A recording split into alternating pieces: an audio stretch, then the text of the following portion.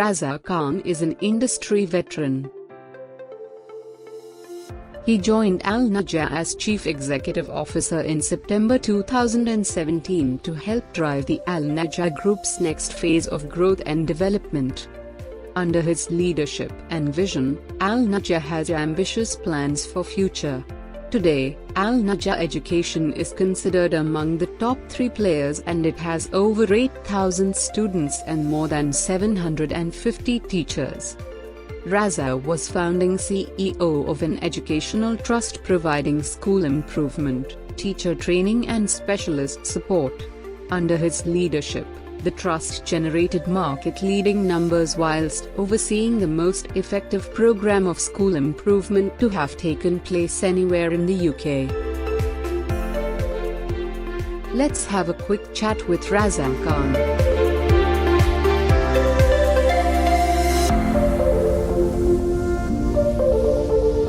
How do you rate the UAE education system? Okay, that's a great question. You know, the UAE is a unique place worldwide.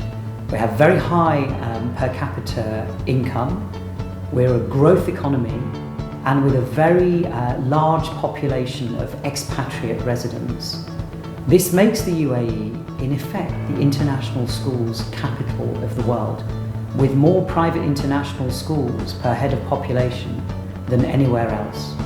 Of course, this makes the UAE a great environment for innovation, investment and business in the education field. And personally, for the last 15 years, I've been in and out of this region developing new educational concepts, and I still think the UAE is the market leader for private education worldwide. How do you see competition in the education industry? You know, with more than 200 nations in the world, actually there is only one theme which is consistently becoming important for all parents who have high aspirations for their children. Nowadays, parents want their children to learn in an English language medium and within a recognized international curriculum. In Dubai, we have more than 200 nationalities living, working and thriving in this city. But there are really 3 curricula which drive the market and which will dominate the future. The British curriculum, the American curriculum and the International Baccalaureate. All these curricula are based on international standards with high quality of teaching and learning delivered in an English language medium. To prepare children for the future, their best option is an international curriculum, and so in Dubai we are very fortunate. We have one of the largest numbers per head of recognised international curriculum schools at every price point and right across our city. It's why I always say Dubai is the international schools capital of the world. How do you see role of regulators in Dubai education sector? You know, I feel very fortunate to run an international schools group that's headquartered here in Dubai. One of the reasons why Dubai has become a world leader in private education is the strong and progressive role of the regulator. The regulator sets the right conditions for business. They protect the interests of the parent, but they also create high barriers to entry and encourage competition. In this way, the market allows successful, well-run, high-quality schools to rise.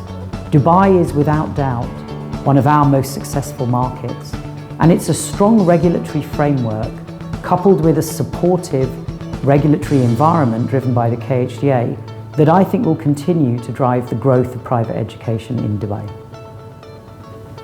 How did you lead al-Najah to successfully overcome the COVID-19 challenges? So there's no doubt the COVID-19 pandemic and the associated lockdowns that we have seen worldwide have been a game changer for education.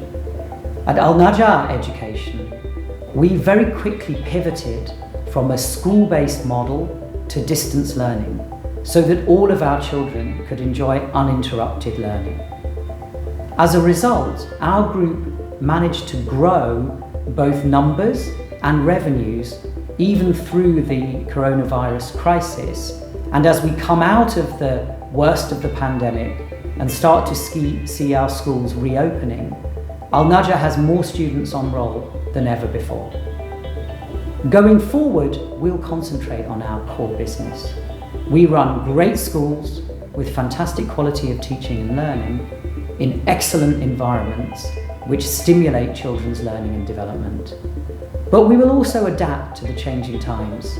We are integrating more technology into the learning experience and implementing state-of-the-art health and safety systems in our schools. Children learn best within the school environment, and we're committed to making sure that they can safely learn as we work through this global pandemic. The COVID-19 pandemic has dramatically changed education trends and shifted focus to e-learning. Do you think this trend will last long? There's no doubt that COVID-19 has been a game changer for education.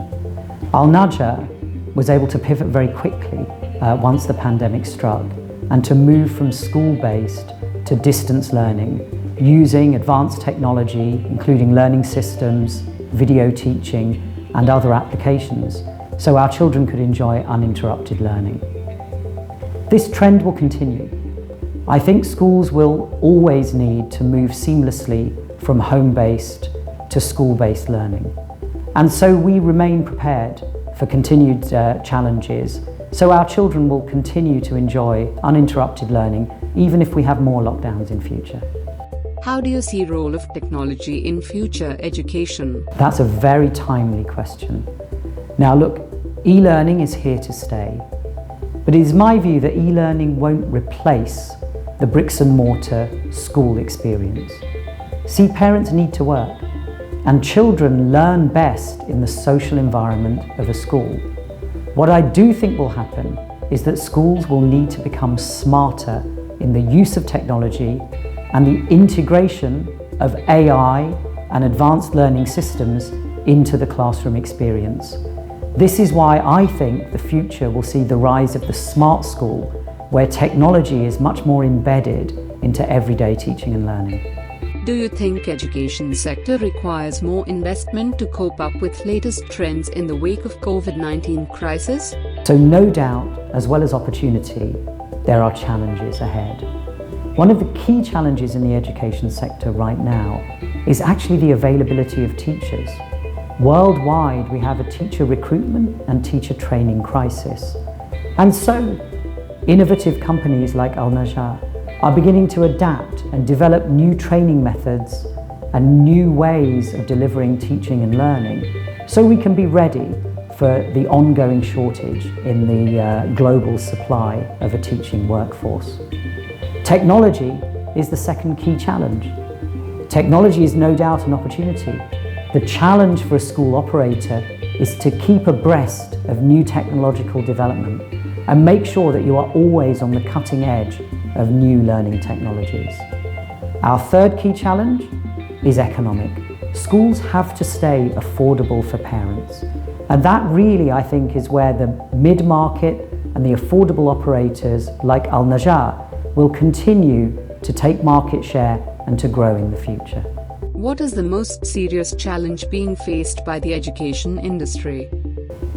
It's not rocket science to deliver great education within an affordable package.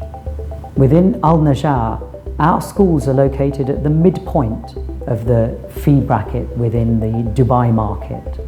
And yet our Horizon English School is one of the top 5 schools in the whole of Dubai. Concentrate on great teaching and learning, concentrate on efficient operations, make smart use of technology and efficient use of your buildings.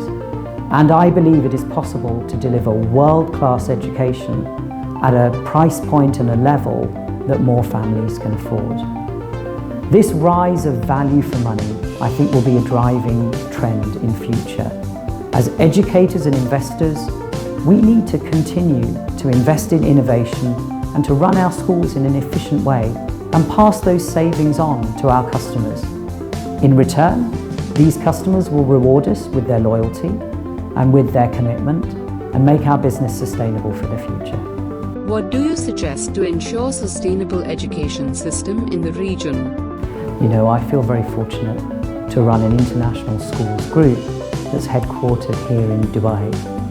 One of the reasons why Dubai has become a world leader in private education is the strong and progressive role of the regulator.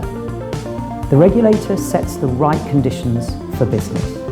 They protect the interests of the parents, but they also create high barriers to entry and encourage competition. In this way, the market allows successful, well-run, high-quality schools to rise. Dubai is without doubt one of our most successful markets, and it's a strong regulatory framework coupled with a supportive regulatory environment driven by the KHDA that I think will continue to drive the growth of private education in Dubai.